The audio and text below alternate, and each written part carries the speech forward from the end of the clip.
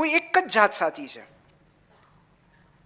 અને સડનલી એમને રિયલાઇઝેશન થયું અને પછી 2 વર્ષ સુધી એમણે લંડનના બાંકડાઓ પર જીવન વિતાવ્યું. મતલબ કશું જ કરવાનું નહીં, ખાલી લંડનના બાંકડાઓ પર એ સૂતા અતિ પ્રસન્નતામાં. અને જે લોકો પસાર થાય એ પૂછતા કે તમે આટલા બધા ખુશ કેમ છો, આનું રહસ્ય અમને કહો. પછી ધીરે ધીરે એમણે 1 to 1 લોકોને કહેવાનું શરૂ કર્યું, પછી ગ્રુપમાં કહેવાનું શરૂ કર્યું. અને ધીરે ધીરે એમને એ ખ્યાલ આવ્યો કે મારે આ વાત જગતને કહેવી જોઈએ. જે આત્મજ્ઞાન મને લાદ્યું છે એ મારે જગત સાથે શેર કરવું જોઈએ. અને પછી એમણે પુસ્તક લખ્યું ધ પાવર ઓફ નાવ, જેની મિલિયન્સ ઓફ કોપીઝ વેચાઈ ગઈ છે, જેણે અસંખ્ય લોકોના જીવનમાં પરિવર્તન લાવ્યા છે. પાવર ઓફ નાવ એટલું જ કહે છે કે આપણા દુઃખનું કારણ મુખ્યત્વે કાં તો ભૂતકાળમાંથી આવે છે અને કાં તો ભવિષ્યમાંથી આવે છે. પણ આ વર્તમાન ક્ષણમાં જો આપણે જીવી શકીએ તો કોઈ પ્રોબ્લેમ જ નથી. મતલબ તમે મને કહો કે અત્યારે at this point of time આ મોમેન્ટે તમારા જીવનમાં શું દુઃખ છે?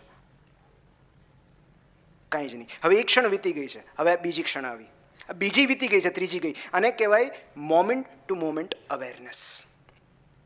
તો જે 2 જાતની વાત કરી, એક છે ઇગોઇક સેલ્ફ અને એક છે કોન્શિયસ સેલ્ફ. ઇગોઇક સેલ્ફ એટલે આપણા વિચારો. જેમ હું વિચારું છું કે અહીંથી બહાર ગયા પછી લોકોના પ્રતિભાવો કેવા હશે, કાલ સવારે શું થશે, તમે અત્યારે મનમાં શું વિચારતા હશો, આ બધું જ્યારે હું વિચારું છું એ મારી ઇગોઇક સેલ્ફ છે. પણ અત્યારે જે હું બોલું છું કોન્શિયસલી એ મારી કોન્શિયસ સેલ્ફ છે, જે વર્તમાનમાં જીવી રહી છે. તો આપણી મોટાભાગની આધ્યાત્મિક કસરત આ કોન્શિયસ સેલ્ફ અને ઇગોઇક સેલ્ફ વચ્ચે અંતર ઊભું કરવાની હોય છે. જે ક્ષણે તમે વર્તમાનમાં જીવવાનું શરૂ કરીને તમારા વિચારો સાથે આઈડેન્ટિફાય થવાનું બંધ કરી દો છો, એને ગંભીરતાથી લેવાનું બંધ કરી દો છો, you get the power of નાવ. તમને વર્તમાનની શક્તિ મળી જાય છે. તો આ જેટલું સરળતાથી હું કહું છું એટલું સરળ છે નહીં આ સમજવું, પણ તમે એ પુસ્તક વાંચો તો ધીરે ધીરે તમને સમજાશે કે મેડિટેશનનું મહત્ત્વ શું છે, આ નાવ કોને કહેવાય, આ ક્ષણ પસાર થઈ ગઈ છે. તો આખું જીવનમાં ભૂતકાળ ને ભવિષ્યકાળ નથી હોતા. ભૂતકાળ એ આપણી મેમરી છે અને ભવિષ્યકાળ એ આપણી કલ્પના છે. હકીકતમાં ટાઈમલાઈન ઉપર તો એક જ વસ્તુ છે, નાવ. એટલે જીવન એ અનેક વર્તમાન ક્ષણોની શૃંખલા છે. It's a series of present moments. એટલે જો આપણે મેમરી કાઢી નાખીએ તો આપણે બધા ખુશ છીએ.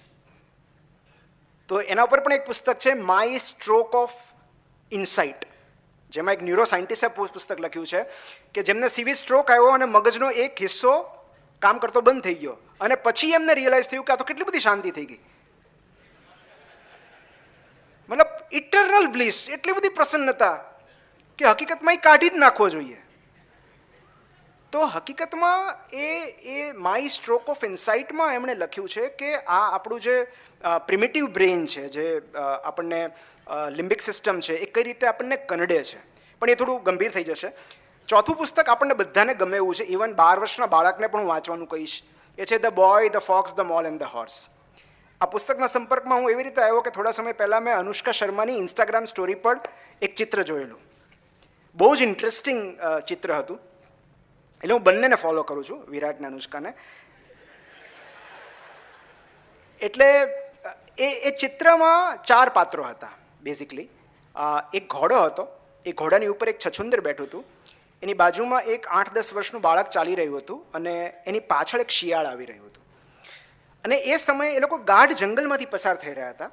અને ત્યારે પેલું બાળક એવું કહે છે કે મને તો આગળનો રસ્તો જ નથી દેખાતો. અને ત્યારે ઘોડો એને પૂછે છે કે તને તારું નેક્સ્ટ સ્ટેપ દેખાય છે? એટલે પેલું બાળક કહે છે હા. એટલે ઘોડો કહે છે બસ, તો અત્યારે ફક્ત આગલું ડગલું ભર. આટલી જ વાત અને મારા મોંમાંથી વાવ નીકળી ગયું કે આ કોણ છે એમ. એટલે તાત્કાલિક હું એને જે સ્ટોરી શેર કરી હતી એના અકાઉન્ટ પર ગયો, ચાર્લી મેકેસી. અને ત્યારે મને ખબર પડી કે આ તો એક ઝલક છે. હકીકતમાં આ એક પુસ્તકનું પાનું હતું, જે પુસ્તકનું નામ છે the boy, the fox, the mall and the horse. આ પુસ્તકનો અનુવાદ કરવાના હું મરણીય પ્રયાસ કરું છું, પણ આના કોપીરાઇટ્સ નથી મળતા. કારણ કે આમાં માત્ર ટેક્સ્ટના નહીં, એમણે આ ચિત્ર વાર્તાના સ્વરૂપમાં, એટલે માટે આ વધારે ઇમ્પેક્ટફુલ છે.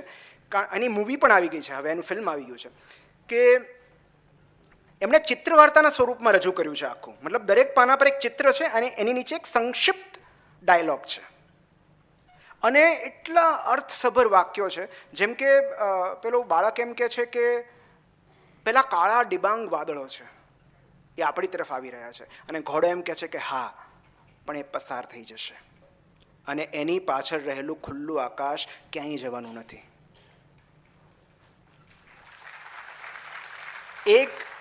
એક પાના પર પેલું છછુંદર એમ કહે છે કે મને ડર છે કે તમને બધાને ખબર પડી જશે કે હું સાવ સાધારણ છું, અને ત્યારે બાળક એને એવું સમજાવે છે કે પ્રેમ પામવા માટે અસાધારણ હોવું જરૂરી નથી.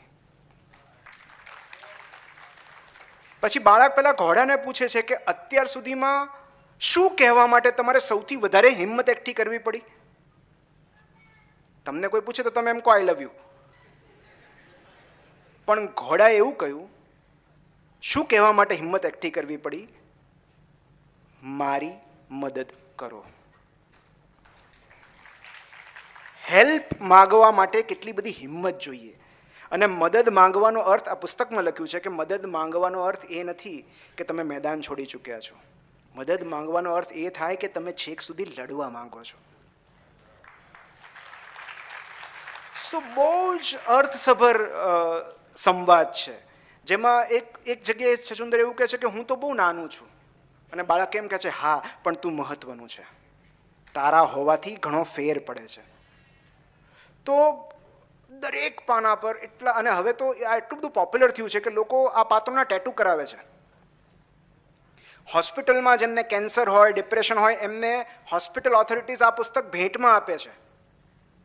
દિવાલ ઉપર, જાહેર સ્થળોએ આ પાત્રોના ચિત્રો છે. પણ જ્યારે આ પાત્રો વિશે લેખક પોતે સમજાવે છે ત્યારે એ વાત બહુ સરસ રીતે ઉઘડે છે. એવું કહે છે કે ચારે પાત્રો આપણી અંદર રહેલા છે. આપણે દરેકની અંદર એક બાળક રહેલું હોય છે, જેનામાં કુતૂહલ વૃત્તિ છે, વિસ્મય છે, પણ એ ડરપોક છે, એ ડરે છે, એને ખૂબ બધી શંકા છે, સેલ્ફ ડાઉટ છે કે હું કરી શકીશ કે નહીં કરી શકું, બીવે છે.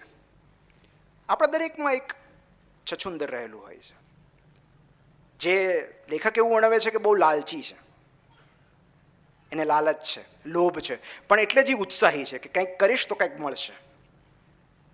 આખા પ્રસંગ દરમિયાન શિયાળ પાછળ ચાલતું રહે છે, જેમ એને કંઈ બહુ રસ જ નથી. તો આ શિયાળ, આપણામાં રહેલું શિયાળ એટલે આપણી અંદર રહેલી દુભાયેલી અને દુખતી બાજુ, જે ઉદાસ છે, જેને જીવનમાંથી રસ નથી, ઉદાસીન થઈ ગઈ છે, તૂટી ગઈ છે. અને ચોથો ઘોડો, એટલે કે આપણામાં રહેલી શાંત, સમજુ અને પરિપક્વ બાજુ.